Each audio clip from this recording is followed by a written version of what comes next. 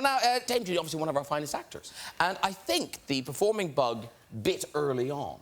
Because I know you know this picture. I don't know how old you were, but you are the star of this show. Here they are. Can you tell which one is Dame Judy? It's this one, who's taken her socks off to upstage the others. I pushed my way to the front there. You really did. Look at, she looks so unimpressed. I wore socks. That girl on the right is Angela Beresford, and she couldn't stand the middles of sandwiches. She used to come to our house and say, I can't eat this sandwich, I can't eat this, and I can't eat that and that and that. But she would eat the bread. She ate the bread.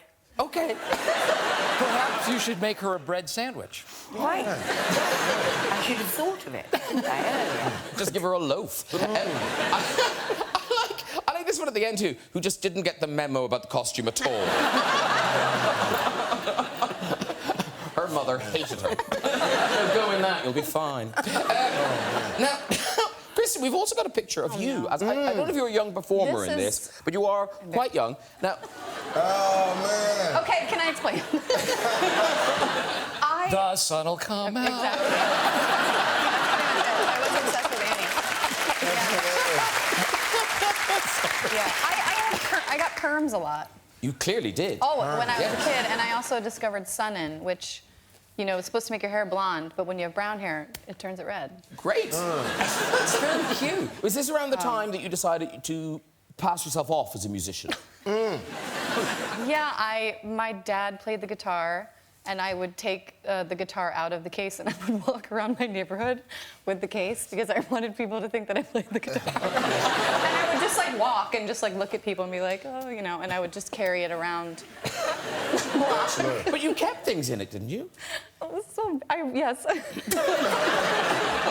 It's so embarrassing. I remember thinking to myself, I should probably put vitamins in there in case I got tired. So I just had, like, Flintstone vitamins in the guitar case. Well, it's very heavy, the guitar case. I know, yes. You were thinking ahead. Yes. Now, we have a picture of Jamie Foxx, young. Yeah. But now, what age are you here? Yes.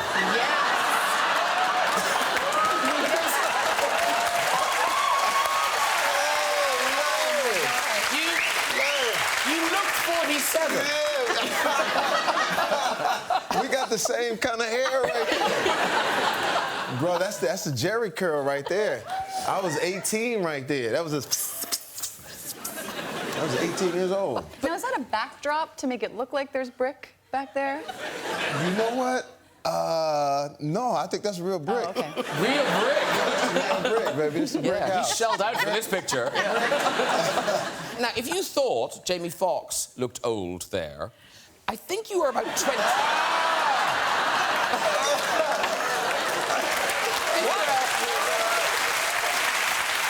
What age? Fantastic.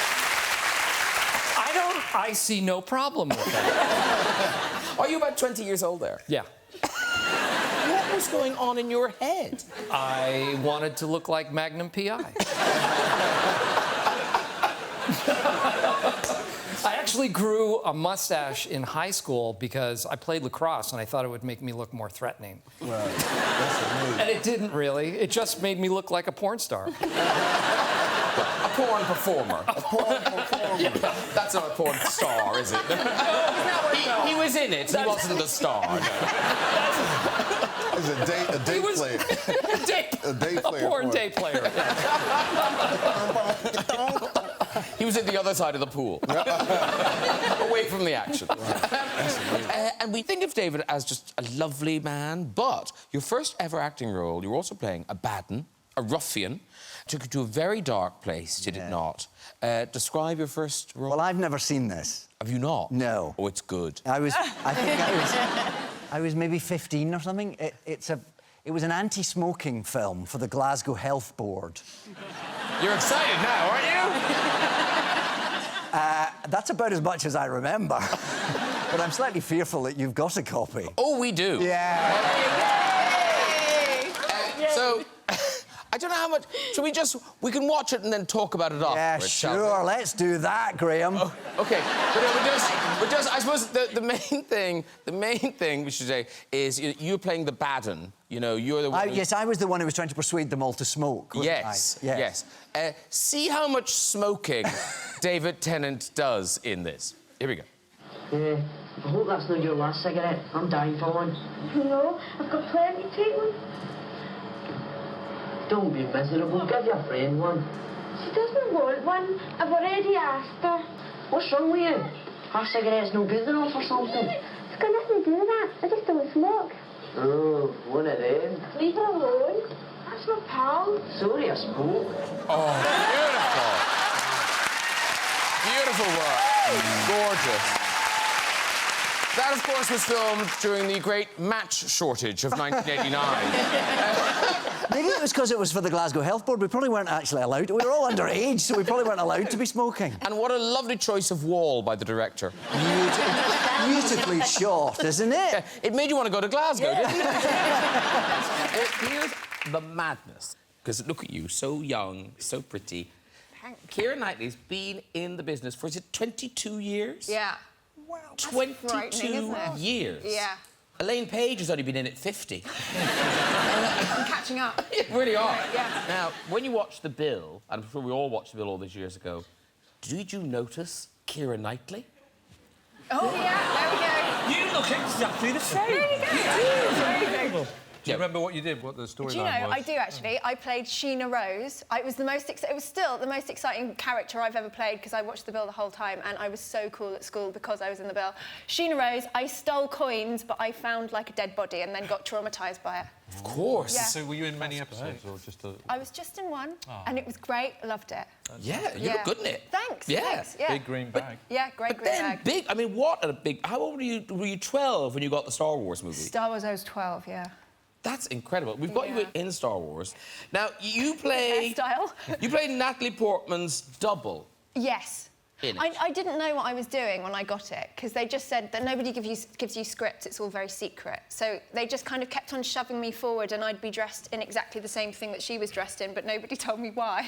So actually, when we got, like, again, I never knew when it was me and when it wasn't me, because sometimes in the kind of wide shots, they'd use me instead of her because she wanted to go home early, so I'd kind of come forward. I'm sorry, can I ask? I haven't seen this film, I'm so sorry, but are you playing her double, meaning in the fictional world you're playing her double? I don't know. You were a decoy, so if people wanted to kill that princess, They Natalie would have killed Portman, me they instead. would kill... I don't Yeah. know much about decoys and stuff, but I wouldn't have them stood next to each other. That's an assassin's dream. Where is she? I want to shoot her. You can't miss her. She stood next to the girl with the white face. Totally backfired, hasn't it? But I would have thought, because here's the thing, so you do look incredibly like Natalie Portman, you would think that would be the end of your career, in that, you know what I mean, in that we've got one of those already. Yeah, done. Yeah. I guess I grew about 2 feet taller. Is that what It's just a stretched version, really. And James Nesbitt, fabulous actor, but I think it's fair to say that music was your first love. Well, it was. No, I sang a lot as a child. We were from quite a musical family. And you were in musicals? I was in musicals. I mean, the first job I did was I played the Artful Dodger. People talk of it still. Yeah. Well, people say I'm still playing exactly the same role. I played the Artful Dodger when I was 13. And then did telly come calling immediately? Well, my friends, as a result, wrote to Gloria Hunniford. Do you remember Gloria? Of course. Gloria Hunniford, and Gloria used to do was like the doyen of kind of news and magazine kind of television programmes. She was the Graham Norton of her day. Gloria. She's the Gloria Hunniford of now. And she is. I mean, she's a fantastic woman. Yeah. And my friends had written to her about, unbeknownst to me, saying that they wanted to set up an Ulster Youth Theatre. And she did a live magazine show every night. And so I knew nothing about this. I was playing rugby, actually, in Coleraine at school one day. I was dragged off the pitch. I was thrown into a car by this director and my mates. We were taken up to Belfast, went live on a show in our costumes from Oliver that we put on in the car on the way up. And at the end of the week, we did a bit of a chat with Gloria about setting up an Ulster Youth Theatre. We were 13. And at the end of it, Gloria said, well, we've got a bit of time, so the boys are going to sing us out with There's No Business Like Show Business, which is not a song from Oliver. So we stood behind Gloria, and she went, take it away. And the other two couldn't sing to save their lives. And we went, there's no business like show business, like no business I know. And so this terrible, awkward silence, and Gloria just went, oh, well, at least they're all full of spunk. Now, when you're 13, spunk means one thing. And so I burst out laughing. Meanwhile, my mother and father were in Korean, waiting for me to come home from rugby for my tea, so it was quite a rude awakening to my TV career. Well, now, annoyingly, we don't have the clip of Gloria talking about your spunk. Yeah. But we do have another clip. How old are you in this clip? Do you know the one? You know the one I mean. Oh, all that jazz. Yeah. Oh, I love Oh, no, I'm 13 or 14 in this. It's Oh, I can't. This is... beautiful. No, this is... So, 14-year-old... What are you going to say? My children love this. My children, when Mary and Peggy, often, if I've said something to annoy them or whatever, they'll just send me a still from this, or they'll send the video of this. And they'll say, how did you ever have children? Oh, no. Wow. This is 14-year-old Jimmy Nesbitt performing All That Jazz. Oh, God. Oh, babe, why don't we paint the town? And all that jazz, bruise your knees and roll your stockings down. And all that jazz, start the car and know a whoopee spot where the gin is cold but the piano's hot. It's just a noisy pub where there's a nightly brawl and all that jazz.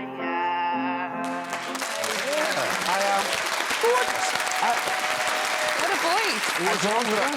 I don't remember being that camp, actually. But I have to say, Ben's on-screen appearances began at quite an early age. Now, I think you were a teenager, weren't you? Did anyone remember Ben Whishaw's fine work in a series, not just one, a series of Bird's Eye ads? Did anyone remember these? Yes. I didn't know you were... Yeah, how old are you in these? About 17, 18? When I see it, maybe I'll be able to be more accurate. I think I'm about 17. OK, this is... honestly, it'll make you want to get some Bird's Eye chicken curry. Here you go, Ben Whishaw. Oh, Lord above.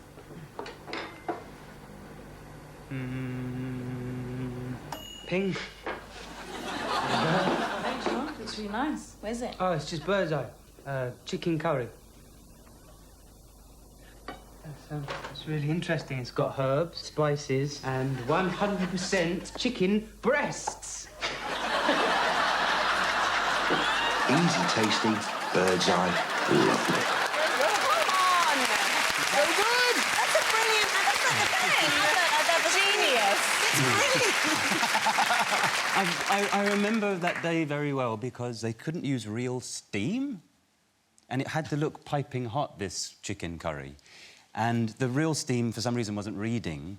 And to my alarm, suddenly there was a bloke next to me with a long straw, very long straw, puffing a cigarette through the chicken curry. That I then had to eat. Oh, my God! Different times, different times. By the way, you're brilliant in it. Yeah, well done. No, that's a because usually old ads are just funny, but was meant to be funny and is funny. Yeah, it's good. It's good. It's really good. But I have to say, you are on the couch with kind of Nerd Central. What? Well, no, I'm not going to. No. Well, yeah. Tina, you've talked about, but you do a lot of material about growing up a nerd, but you really were a nerd. Yeah. No, I really was, yeah. And we've got photographic evidence. There you go. This will prove it. Whoa, Harry. I would say that haircut was done by folding my face in half. Worst haircut of all time. The guy from Spinal Tap. Who did it? My mom used to take me to a haircutting school because you could get like literally a $2 haircut. And yeah, that. You were the guinea pig. And the sign outside the school said London, Paris, Upper Darby. And you've talked about your late blossoming, your sort of sexual awakening. Thank you for bringing that up. I was wanting to make sure everyone knew. I was a late starter, and yeah, for sure. I probably didn't see a penis until I was at least 20, and that was probably a medical journal. So to see like a healthy penis well into my late 20s. No, it's not modeled. It's fine.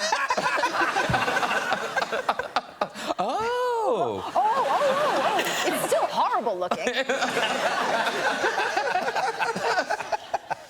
But you this is so weird to be talking to someone. Yeah. You did develop Look at my body physically- language. You did develop physically quite early. Again, thank you.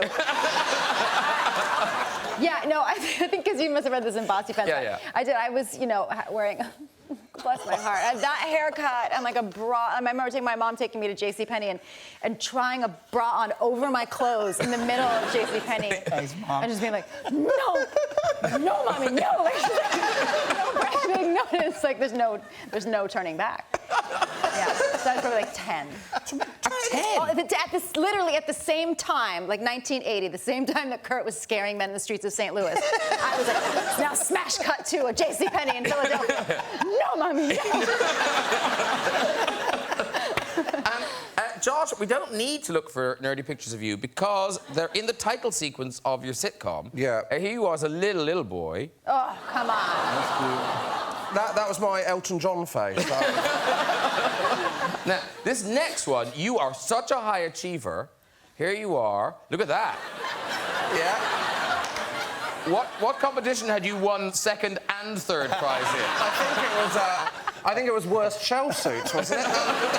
No, it was at the local village flower show for flower arranging. Let me just Whatever be clear, answer I was didn't see my expecting. That first wasn't the penis, answer I was expecting. What was that flower arrangement you did? Yeah, I did a flower arrangement. 2? Well, 2. No, you came second and third. Yeah, no, I think the other one was there was a class which was best animal model made out of vegetables. And my dad cheated and did it himself. And still came third. And then we've got one more picture of you that's in the thing. Great. Oh. That's good. Oh, like a young Martina Navratilova.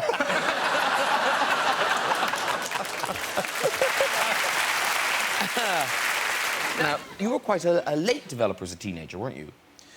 Yes, I was. I may still be developing, actually. But I was tormented by that, I remember. And, you know, lots of people are. But my particular fixation was, I thought, oh, God, I don't have any pubic hair. And I'm going to need some because I'm going to be, you know, going on this camping trip to Wales. And everyone will see I've got no pubic hair. And I became really desperate about it. And I seriously thought about making a little pubic wig out of some hairs from my mother's hairbrush.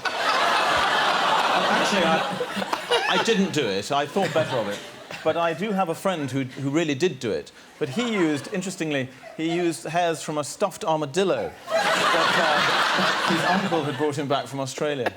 And there was a famous case of an Eton boy, Arab, quite a strict Muslim family, who had the same desperation. He knew he was going to have to appear in the showers, but not only had he never done that, but he didn't even know what pubic hair looked like, but he knew he needed some. So he got some hair, stuck it on, and apparently appeared in the shower with it all stuck to his actual penis, not around it.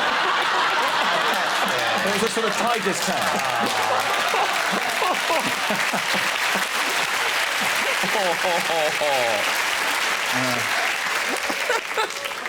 That's terrible.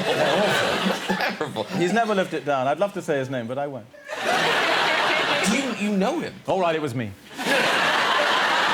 Well, that must be like being Monica Lewinsky or something. Every room he goes into, there he is. That's the one who did it. And the other thing we have to acknowledge, I think, at this point, what a beautiful sofa it is tonight. It is a beautiful sofa. Steve, you're a very handsome man. Thank you. And then... well, no, I mean, it's unnatural, the other end of the sofa. I know. But can I just say, if people are at home looking at their ugly child asleep going, there's hope. Because Charlize Theron, I knew I should stop saying it. That's it, I'm gone. You blossomed sort of later in life. As a child, you weren't the prettiest of children. Is that fair? Are you trying... You were talking about the fact that I had no teeth. That'll be the one. Yeah. I didn't, yeah. I was very sick as a baby. I had jaundice and I was allergic to my mom's breast milk, and it took them a really long time to figure that out. So the sicker I was getting, the more antibiotics they were giving me. And back then, that was just horrible antibiotics, and it rotted my upper teeth, and they had to actually cut my upper teeth out. Oh, my God. So I had, for some reason, my fangs survived it and my bottom teeth. And that's what I had until I was about 10 years old. God. I know, you guys, it was so hard. I know, but... It's a shame you never grew. Yeah, you sort of made up for it now. Yeah, so I was like always like the lanky, skinny, tall girl with no teeth. I know. Life was really You've got great ones now. Yeah. I think school reunions are really good for you now. Yeah.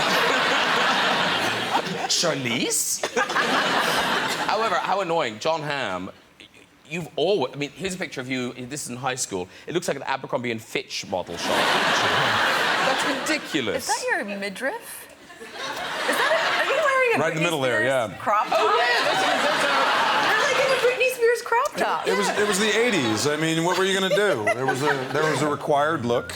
And it was mesh and, you know, cut it halfway across the way there. Yeah, no, because it didn't stop there. You did cut it, didn't you? You can see. Oh, yeah. That's on purpose. Oh, yeah. That is a look. Feast your eyes on my treasure trail. Look at it there. Oh, yeah. I was 17. I'm sorry, I said wrong. Because Cher, your mom is still with us. Yes. Now it's not funny, but I do think a brilliant bit of advice that you should share is her 5-year rule. If it doesn't matter in 5 years, it doesn't matter. Isn't that a good thing to... If something bad happens, you kind of think, will I care about this in 5 years? And so it always helps me. It always comes in handy. No, I read that, and I just thought that is actually a genius bit of advice. Really, really good. And I wonder, did she come up with that thinking when you were a teenager? Because you were quite a wild child, I would say. All right. I was wilder when I was 9 years old than I ever was as a teenager. Okay. I ran away from home, I stole a horse, I jumped on a freighter, and kept going until my girlfriend started crying for her mother. Oh, how did you get back? I called my mother. but this is, no, like, you say you... How old... This is Cher's... I don't know if it's her only, but it's certainly your first mugshot. How old... Oh, my God, that's not true. That's not true. I did it, but I didn't get arrested for it. What's that from, then? That's my school picture when the 8th grade. They just put that... I swear to God, I would cop to it if it was true. Why did it say Los Angeles Police in front of it? Because some, like, rag magazine thought it was funny, and I actually did, too. But, so, all right, I learned how to drive when I was 11. So my girlfriend... Not wild, really. No, my grandfather taught me. It wasn't a big deal. So my friend had a boyfriend, and he said he had to go in. We were at a bowling alley. He said, I have to go in, and I have to say something to a friend. I'll be there for 4 seconds. And we waited, and he didn't come out. And so then the girl said, Cher, you know how to drive. Let's just drive around the parking lot. I said, OK. And then he didn't come out. So, Cher, let's just drive around the block. And so he didn't come out, and I just thought, well, I'm going to take us out. And so we went to a drive-in to get something to drink, and we got arrested. But not exactly arrested, just taken to jail. No, honestly, just taken to jail. Just with a warning. That's right. Natalie Dormer, have you ever been in jail? No. Have you never been arrested? Unfortunately not. Were you, like, a perfect child? I haven't had the wild years that maybe Cher has had. No, Were you head girl? I was head girl. Damn you.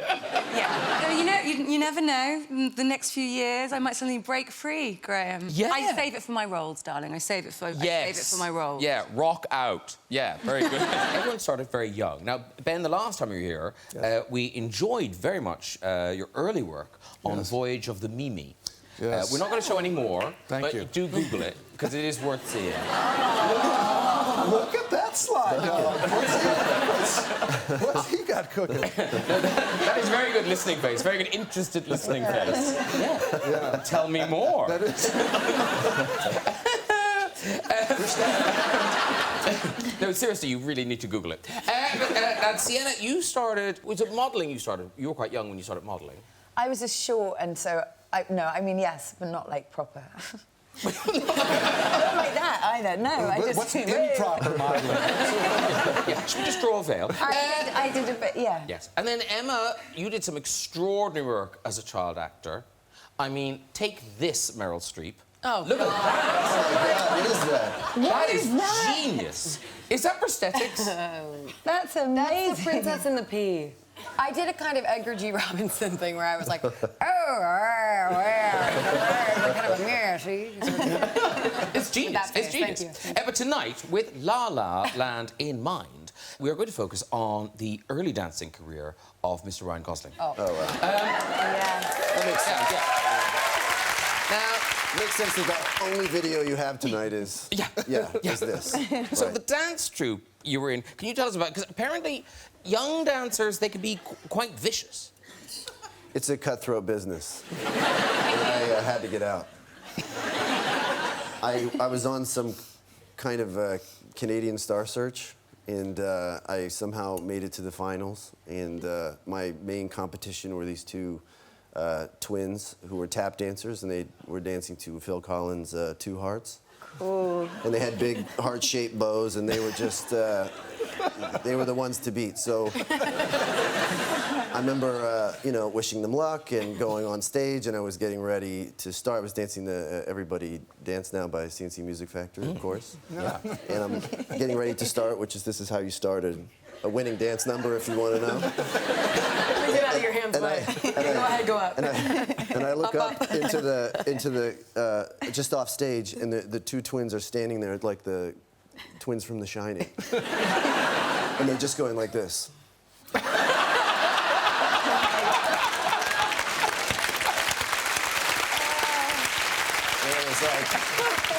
I was like, all right, this means war. So I just shimmied my way all the way to that trophy, to that tiny little trophy. No, because I was going. Is this the same troupe? I was going to say it's an all-girl troupe, but obviously it's not. You're in it. Right. But you are. Thank you. But you are the only boy in it. Yeah, that was the.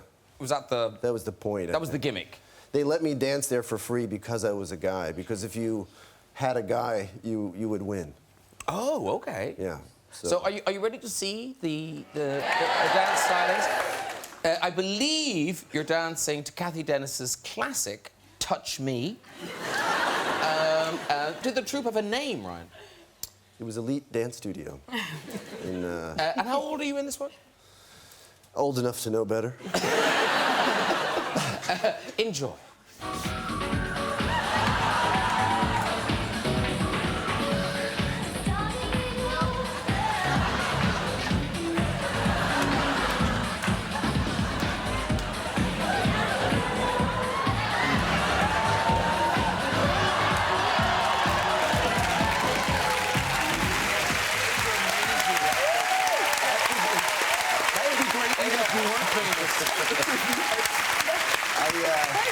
Serious news, genuinely. I wish I could say someone said, here, you have to wear this. But that was my idea. I thought, I have a vision for this number. It's purple and silver hammer pants.